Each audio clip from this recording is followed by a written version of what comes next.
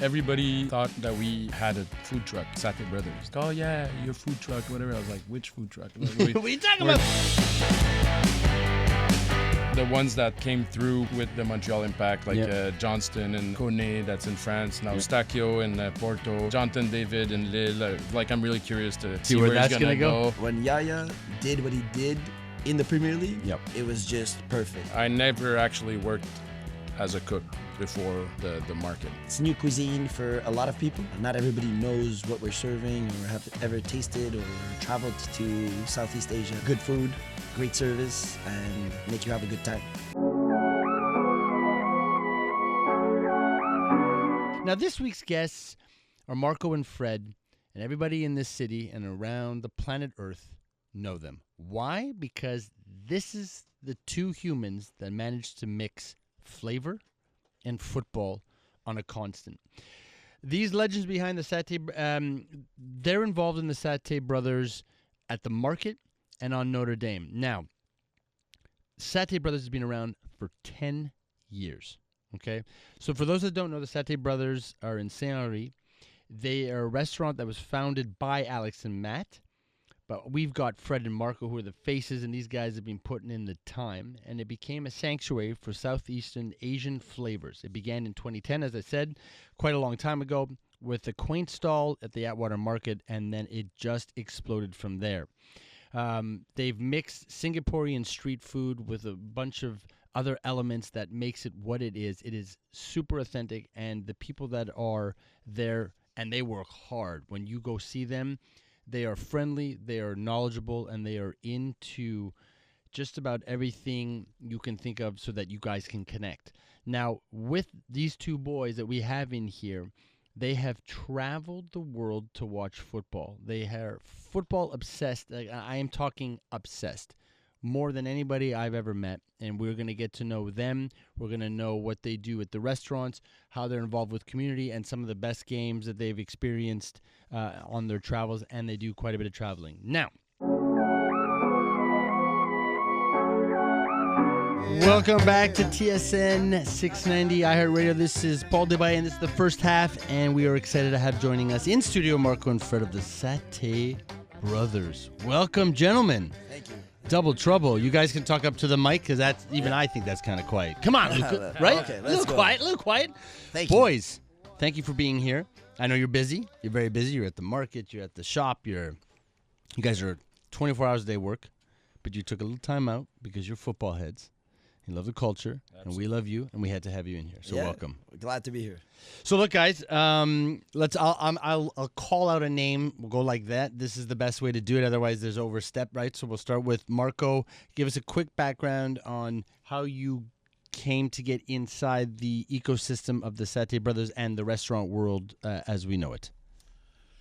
Yeah, well, I started at Satay in 2010-ish, like when we were first opening the stall at the Atwater Market.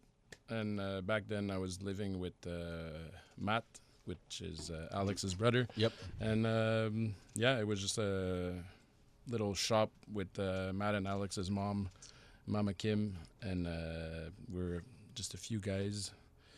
Our buddy Phil also, and it went on, and 15 years later, we're still there, and a lot of things happened, and good things in general. Yeah. But were you always interested in in restoration and restaurants and service, or was that something that just because you guys were roommates and friends, it sort of just happened naturally? I mean, where does it was kind of weird. Like I studied at ITHQ in cooking classes.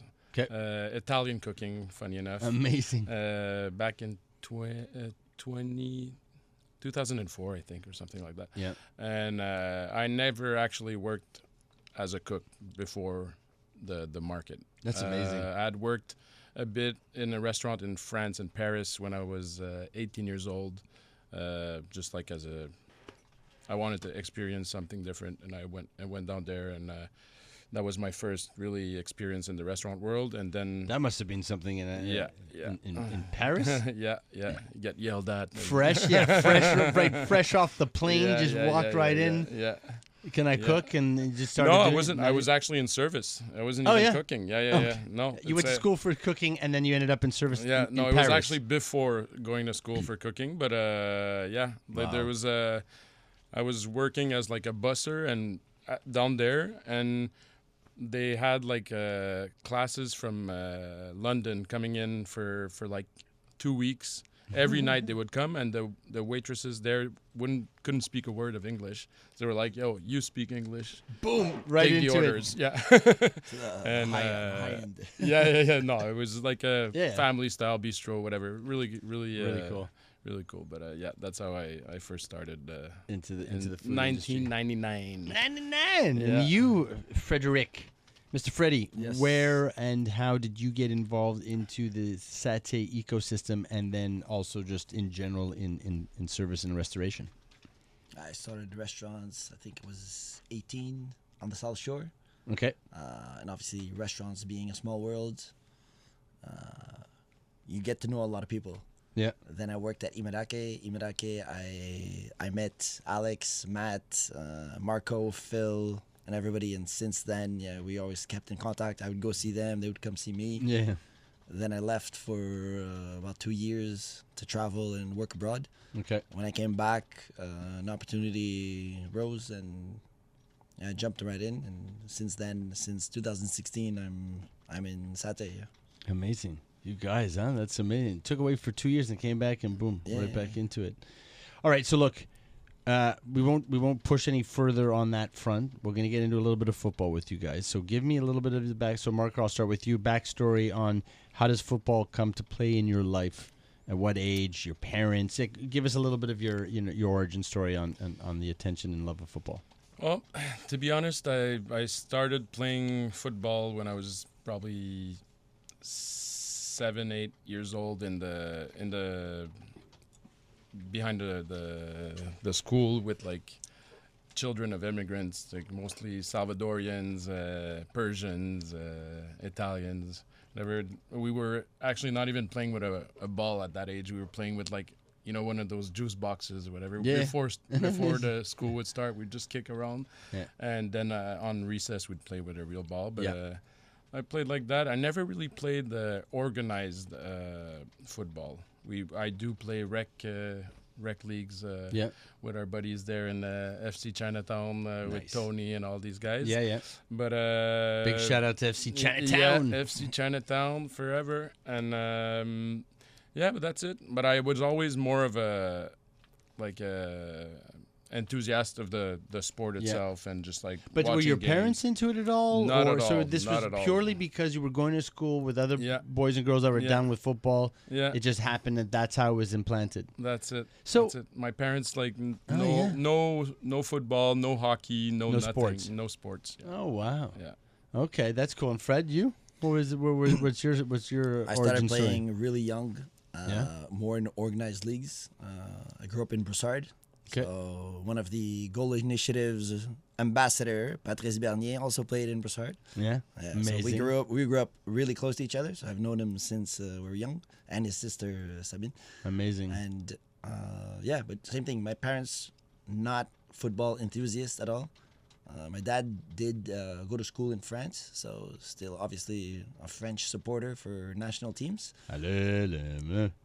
But yeah, no, it's went to a very multicultural school. Yeah. And football was the sport. main sport. So then from a young age all the way to now, played. Fantastic. Yeah. So it was really just about who you guys were hanging out with as young kids in school here in Montreal. It has Yeah. there's no relevance to the parents. There's no historic sort of like mom and dad or grandma or grandpa or anything like that. It's just that's how amazingly cultural Yeah. the school was when you guys were going to school. Yeah. For sure. And it was because automatic. It was either hockey, Or football.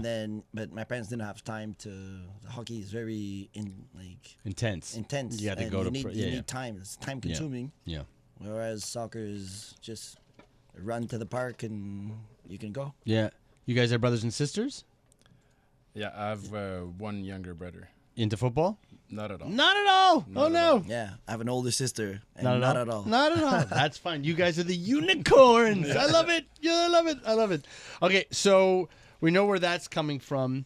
We know your story on sort of how you're involved with again, because you're here as representing the Satay brothers and the community and stuff like that. But I gotta ask you before we dive, and then we're just gonna start talking football. How are you finding the industry at the moment? And again, we're not. I don't really want to get into sort of tariffs as a situation, but over the last couple of years, the industry as a whole has taken a hit. It's taken, there's been several reasons why.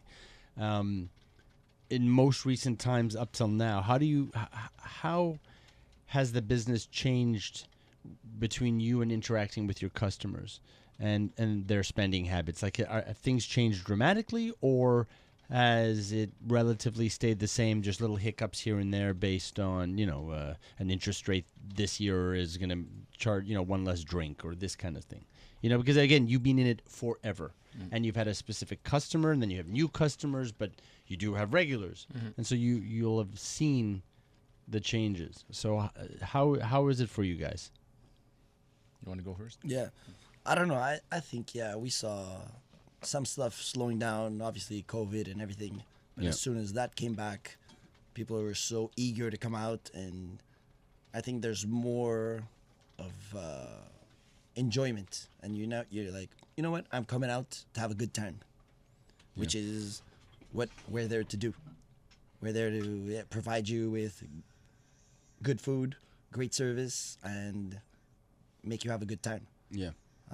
Obviously, our regulars, we're very lucky and thankful that they're always there.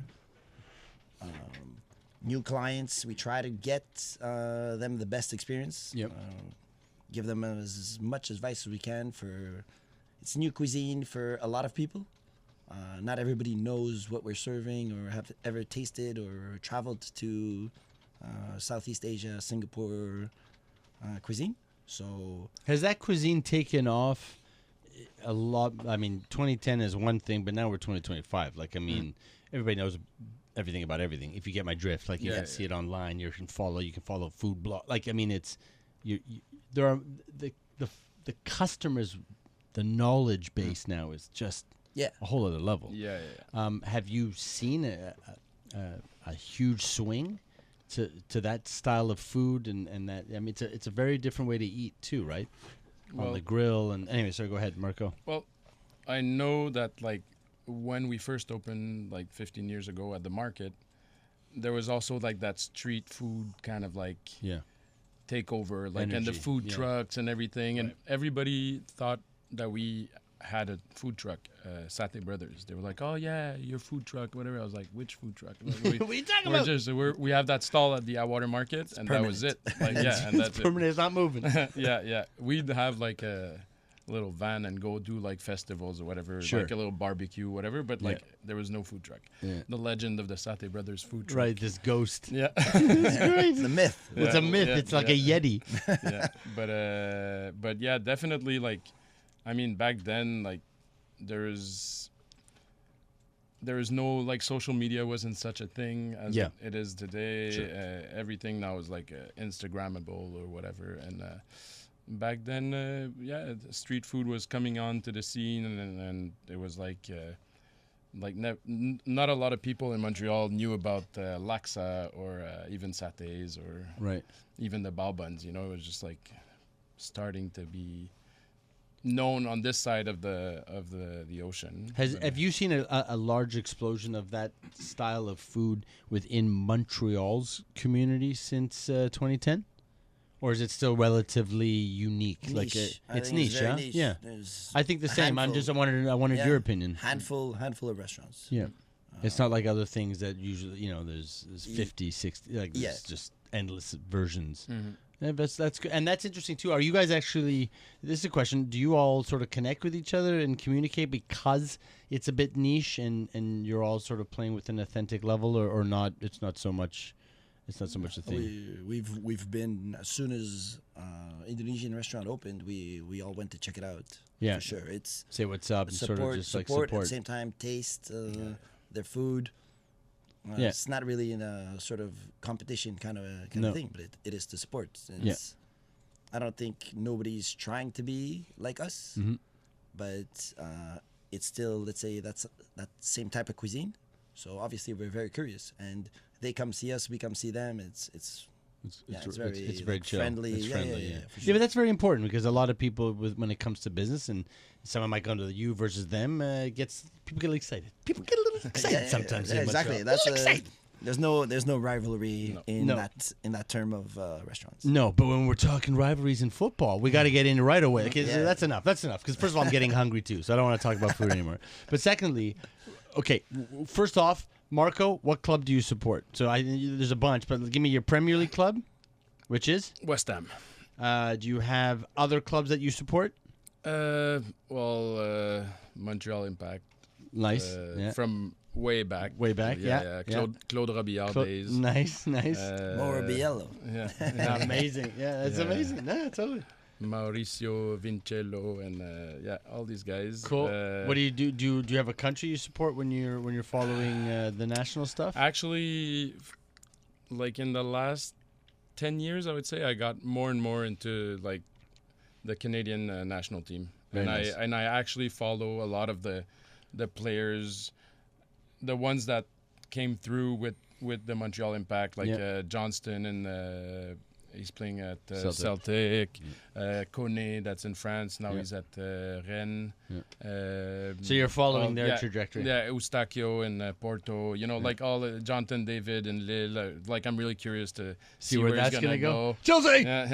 Please. It's not happening. I mean, it's not happening. But anyways. But I have like a kind of That's cool. I'm trying to follow what's going on, not without like supporting their team per se, but and also I have some family in Mexico, so I have a soft spot for the Mexican. It's El Tri, right? El Tri. You, Mr. Fred? Edson Alvarez that plays for West that's Ham. right. That's true. Yeah. You're absolutely right. Yeah. Yourself, Freddie? I'm a AC Milan guy. AC Milan, that's good. Luca just jumped out of his seat. For those that can't see right now, he's like, he's doing the look. That's it. Forza Milan. And amazing, you got the arms flailing. It's okay, you'll be able to see it later on our YouTube. But no, Milan as a young age. Where'd that come from? Just because probably it was the best football team show at the moment. Yeah, just when you were growing up, it was mostly Dutch players. Yep. And also follow the Dutch national team for also no specific reason, just because the quality and the show. That's amazing. It's great. Of, like what the product, what they were doing, the total football, total football, right? And then I have a soft spot for France because growing up, my dad studied in France and was very happy when they won in '98. Yeah. So. A soft spot for France and the Dutch. This is going to be a terrible World Cup. How do you do that? How can you end up? You're like, I kind of like you, but don't really do that. Oh, you got to go on. Equality over anything, right? Equality over but then you can't go flip flopping. You can't. Can you rock the? So here's a question: would you wear these different national kits? No problem. I have. Yeah, but you guys. Okay, sorry. So let's be clear here. For those that don't know, these two have some of the best football kits out there. They have, that's one of the things you need to do if you haven't done this yet. You have to go to the market, Atwater Market, find their stall, first of all, for the food. But I want to stop talking about food because, like I said, I'm getting hungry. But when you see you're rocking kits, and it's not like the typical stuff either, which I just think is absolutely mind-blowing, and it's important. So this is where I'm going with, I know you're about to say, I can wear this, I wear that. It's contradiction, but I don't mind because it's stylish. Yeah, there is fashion involved in it. Totally. But at the same time, I'm not gonna rock something that's. I'm just giving you a hard time. Yeah. Like I'll never wear a Real Madrid shirt. You won't see me wearing a Man United shirt. Okay, no, I'm kidding. I have a long sleeve Beckham, but if it's numbered, if it's numbered and named and a specific player, you're okay. Exactly. But not like not just a random, not the colors. Exactly. Okay, that's fair. I dig it. Yeah. Can I do a little shout out to Papi? Papi, look at this guy. Yeah. So do you have an English club? Because you didn't answer that one. You're like AC Milan. No, you don't want. Okay. I've supported and enjoyed, let's say, the 3 good clubs that play nice football. I've liked Arsenal, late 90s. Mm-hmm. Then Chelsea had a really good run.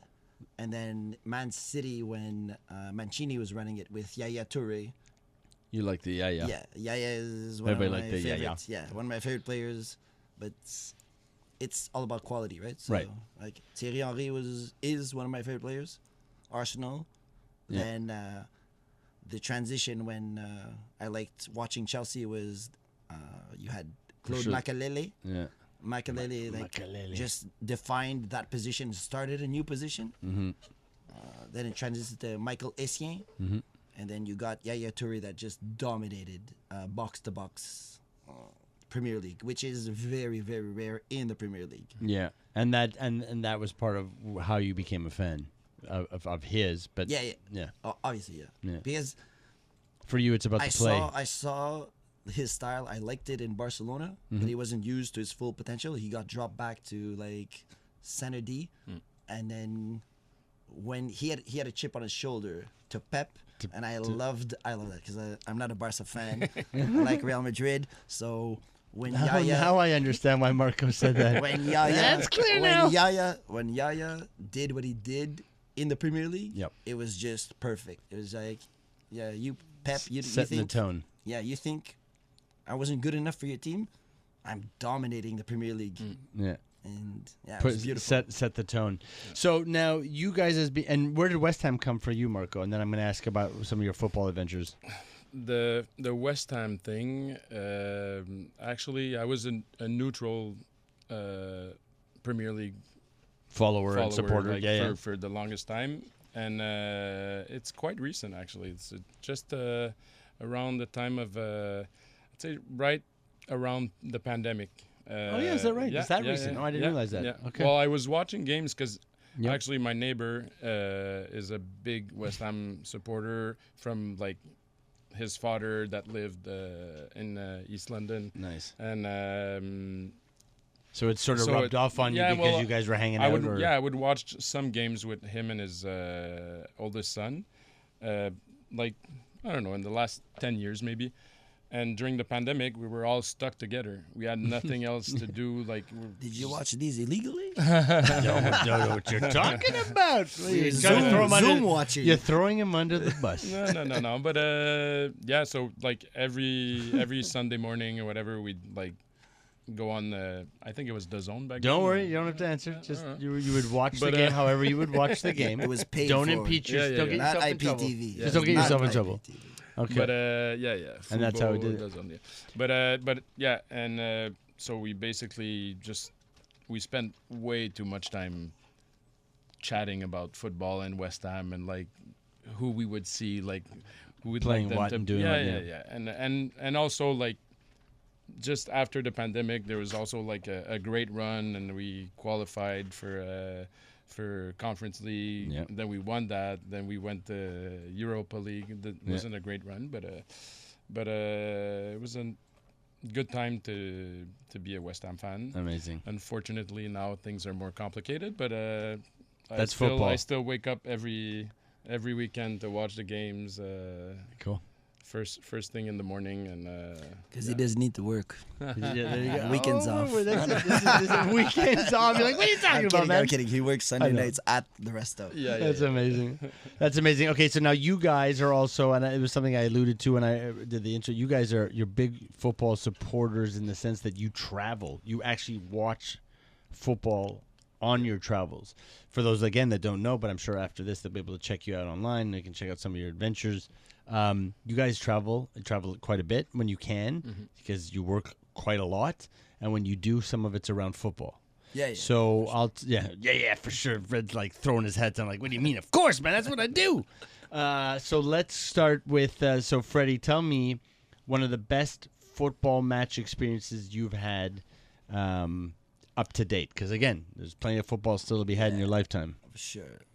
I would say World Cup final, South Africa, Holland versus Spain, crushing defeat.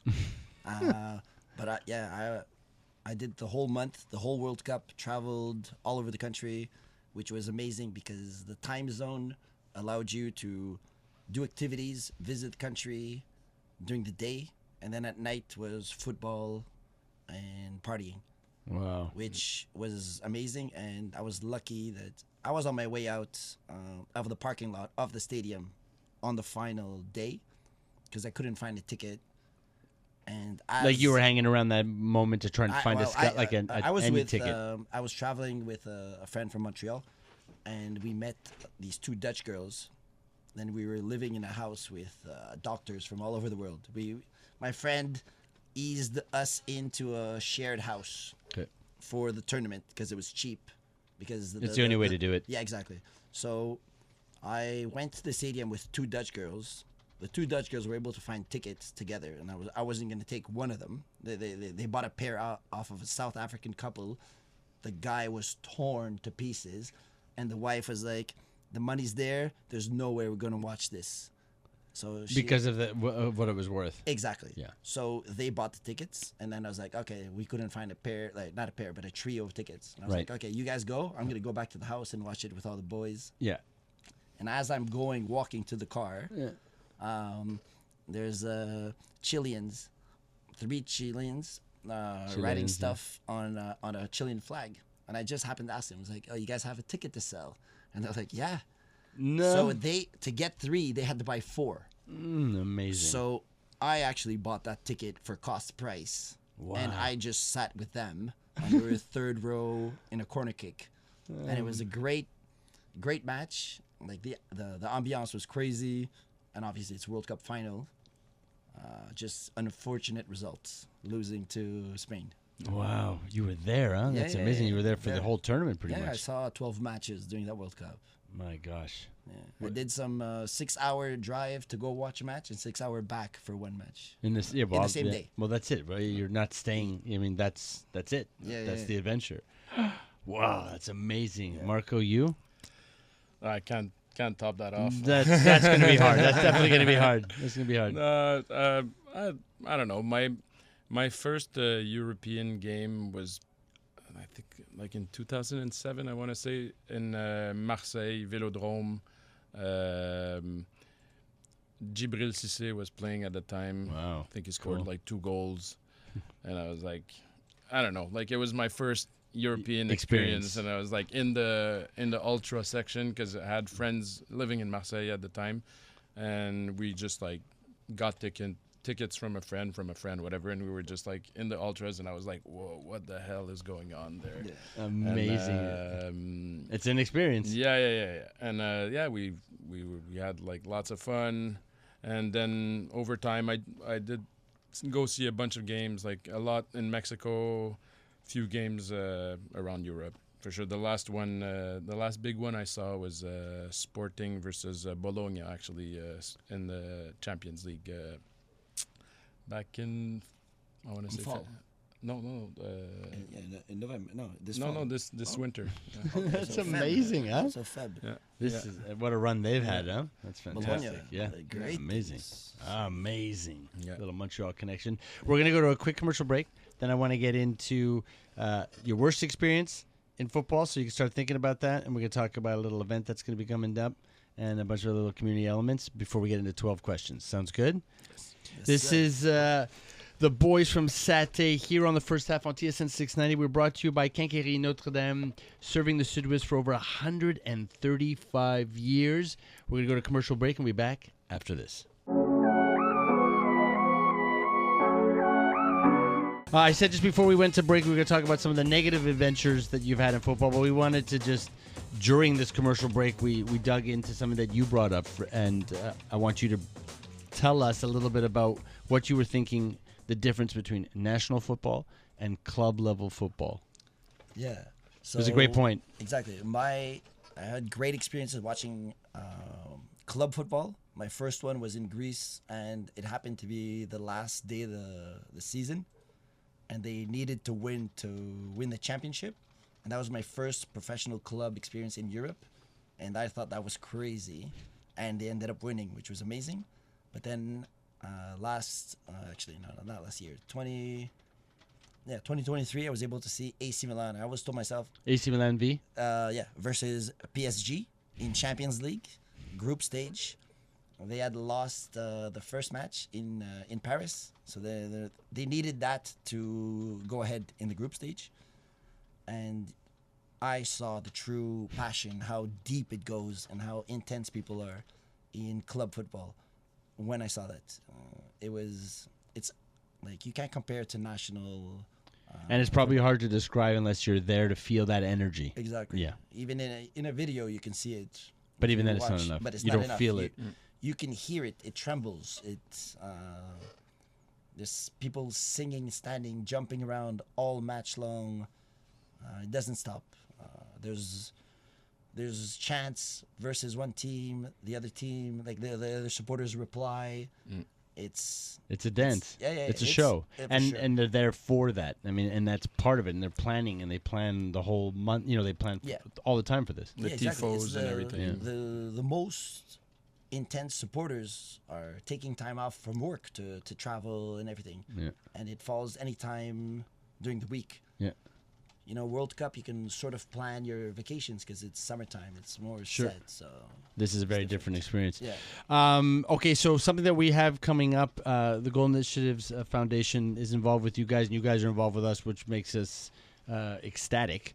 For the first time ever, we're going to do a little something with you in your whole market program that you do Thursdays, and I think it's there's Mondays. Excuse me. Yeah, there's 2 days during the week where you guys plan a whole bunch of activities, right, to just spice it up. And Montreal's a perfect city for that. So we have something coming up in July, right? Yes. July 10th. Yep. From 5 to 9, I think. Yeah, or 5 till you say get out of the market. Yeah, exactly. Yeah. 5 to sold out. Sold out. That's it. So that's going to be really cool. Yeah, I'm very excited. yeah. I know the more information will come out soon. There'll be some imagery, a whole bunch of stuff. Billy Noodle. Like, it's just, we're getting everybody involved. Yeah. We're getting everybody involved. It's a bit of a fundraiser, but at the same time, just good people getting together. There's definitely be jerseys. A lot of people will be wearing a lot of jerseys. Some good music, right? There's music that goes on. Yeah. This is a real great experience. I mean, and hopefully the weather will be in compliance. Right? Yeah. That's what we're hoping. Mother Nature, join the party. So we're looking forward to that. And again, everybody here on TSN 690 and iHeart in the first half, we'll get the message out, and you'll know about it. And hopefully you'll come see us and hang out with us, right? Yeah, for sure. All right. Absolutely. That's what I'm talking about. All right, boys, we got to get into 12 questions. Are we ready for this? We ready to do 12 questions on the first half? Let's Yeah? go. Oh, there's a smile. All right, let's do 12 questions. All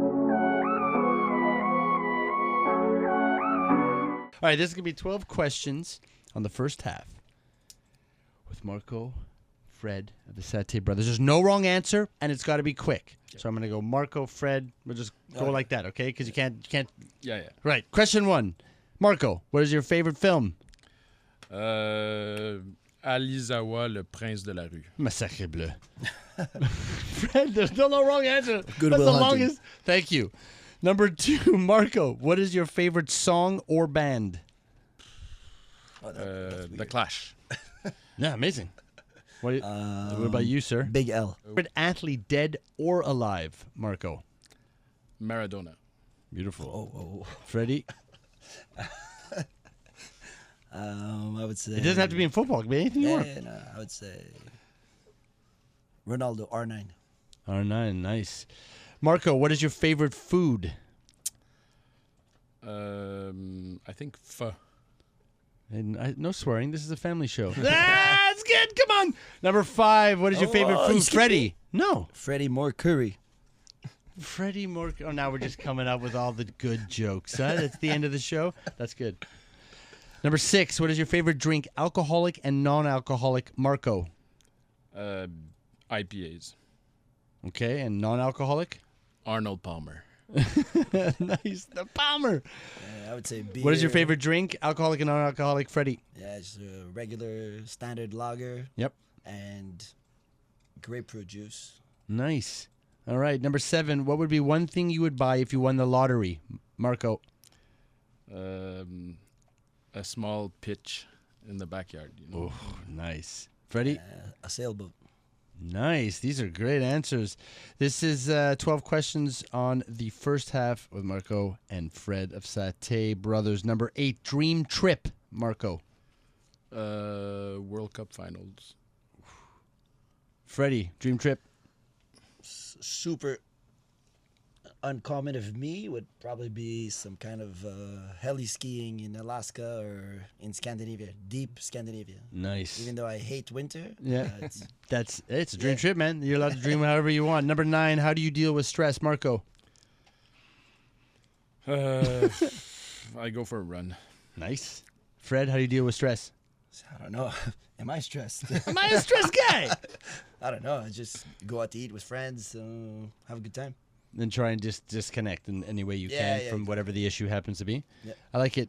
For the after hours, late night version, Marco, pajamas or no pajamas?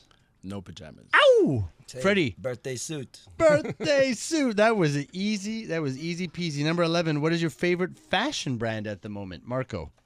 Um, You were talking kicks before. You guys can talk kicks. Yeah. Good question. It's okay. We're click, clack, click, yeah, clack. yeah. Come on, Umbro. dude, it's live. Umbro. All right, perfect. Carhartt for life. There you go. Amazing. See, Fred answered that in 3 seconds. There's no wrong answer. You just got to answer. Number 12, what is one thing you cannot live without? Marco. My AirPods. Love it. Fred, one thing you cannot live without.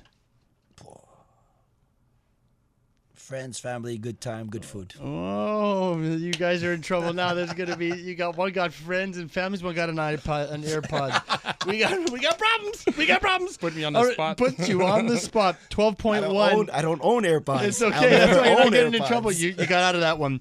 12.1. Describe one word for football. Marco, football is? Passion. Fred, football is? The best thing. One word. Best One shit- word. Passion. Passion. Life. I love it. Life. Life. That is amazing. That was 12 questions here on the first half on TSN 690 with Fred and Marco of the Satay Brothers Boys. Thank you so much for joining us. That was fantastic. Yeah. Everybody's going to see you at the market. You'll see you at the restaurant. And we're going to be doing stuff all summer long together. So I hope everybody's enjoying this conversation. Again, thank you for joining us in studio. Thanks for having us. Okay. I don't know, Mark, Luca, are we going straight to commercial or am I wrapping this thing up and what's going on? He's just giving me the hard look. Is it over? It's over.